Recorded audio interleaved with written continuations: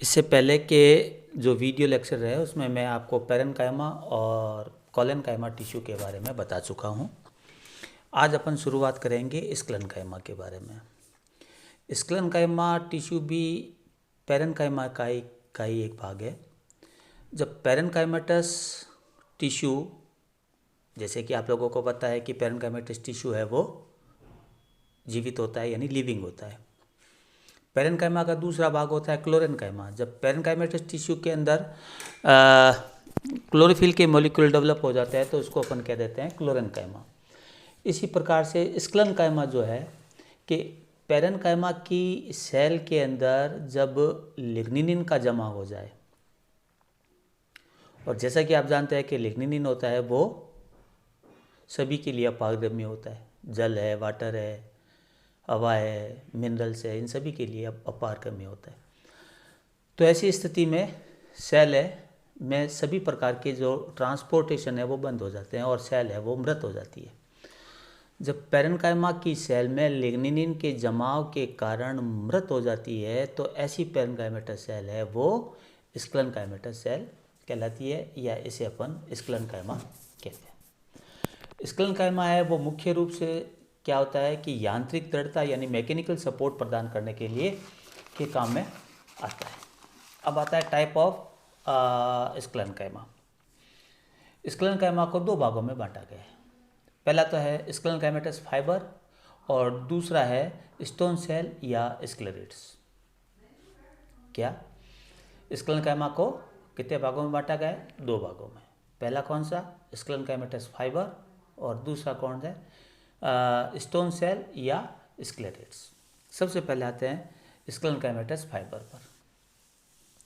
इन fibre की जो cell होती है लंबी, पतली, नुकीली, सिरों पर तीखी तथा इनकी सरफेस पर छोटे छोटे पिट्स पाए जाते हैं।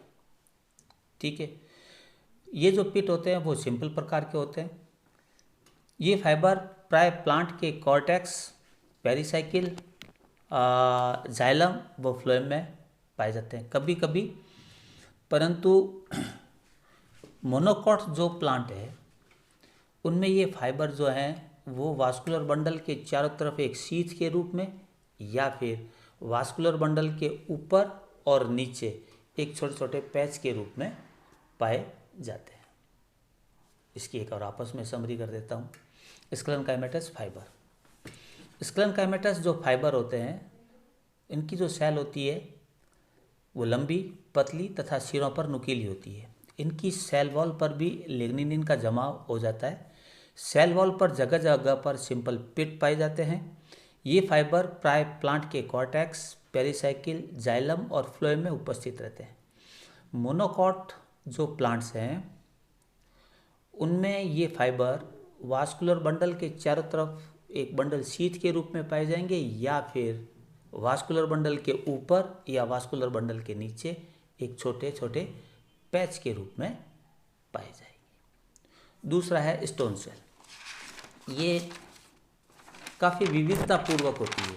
इनकी शेप और साइज में काफ़ी अंतर मिलता है, भिन्नता मिलती है। इन स्टोन सेल को स्क्लेरेट्स भी कहते हैं। ठीक है, इन स्टोन सेल को क्या कहते हैं? स्क्लेरेट्स भी कहते हैं। इनकी जो स्टोन सेल या स्क्लेरेट्स है इनकी सेल वॉल जो है वो काफ़ी मोटी होती है। इनके कई उदाहरण हैं जो कि मैं आप लोगों को बता देता हूँ। जैसे कि अपन नाशपाती का पल्प, नाशपाती जो आती है ना मार्केट में, उसके जो पल्प में जो जब अपन भी खाते हैं तो उसके अंदर थोड़ा सा कड़कड़ाहट की आवाज़ आती है। ये जो कड़कड़ाहट की जो आवाज़ है वो स्टोन सेल्स के कारण या स्क्लेरेट्स के कारण होती है। नाशपाती के पल्प में जो स्टोन सेल या स्क्लेरेट्स मिलती है उसको अपन ग्रिड सेल या ब्रैकी स्क्लेरेट्स भी कह सकते हैं। क्या? नाशपाती के पल्प में जो स्टोन सेल या स्क्लेरेट्स मिलती है इसको अपन ग्रिड सेल या ब्रैकी स्क्लेरेट्स भी कहते हैं। नारियल के अंतफल भित्ति में भी स्टोन सेल या स्क्लेरेट्स मिलती है जिसे अपन मैक्रो स्क्लेरेट्स कहते हैं। मटर का बाह्य चोल यानी मटर का जो बाहर वाला जो छिलका होता है उसके अंदर ये स्टोन सेल या जो स्क्लेरेट्स मिलती है इसको अपन ऑस्टियोस्क्लेरेट्स कहते हैं। चाय की जो पत्ती में स्टोन सेल या स्क्लेरिड्स मिलती है उसको अपन एस्ट्रोस्क्लेरिड्स कहते हैं। जैतून की लीफ में जो स्टोन सेल या स्क्लेरिड्स मिलती है उसको अपन फिलीफॉर्म स्क्लेरिड्स या ट्राइकोस्क्लेरिड्स कहते हैं। ये स्टोन सेल या स्क्लेरिड्स के काफ़ी प्रकार है जो भिन्न भिन्न प्रकार के प्लांट में भिन्न भिन्न नामों से जानी जाती है, परंतु है ये स्टोन सेल या स्क्लेरिड सेल्स ही है। इसको एक बार मैं वापस रिपीट कर देता हूँ। नाशपाती में मिलने वाली स्टोन सेल्स को ग्रिड सेल या ब्रैकिस्क्लेरिड्स, नारियल की अंतःफल भित्ति में जो मिलता है उसे मैक्रोस्क्लेरिड्स, मटर के बाह्य चोल में जो मिलता है उसे ऑस्टियोस्क्लेरिड्स, चाय की पत्ती में जो मिलता है उसे एस्ट्रोस्क्लेरिड्स, जैतून की लीफ में जो मिलता है उसे फिलीफॉर्म स्क्लेरिड्स या ट्राइकोस्क्लेरिड्स कहते हैं। तो मोटा मोटी तौर पर कहने को क्या हुआ कि जो स्क्लेरेंकाइमा है वो पैरेन्काइमा का ही एक भाग है, परंतु पैरेन्काइमा का वह भाग जो डेड है वो स्क्लेरेंकाइमा कहलाता है। ठीक है।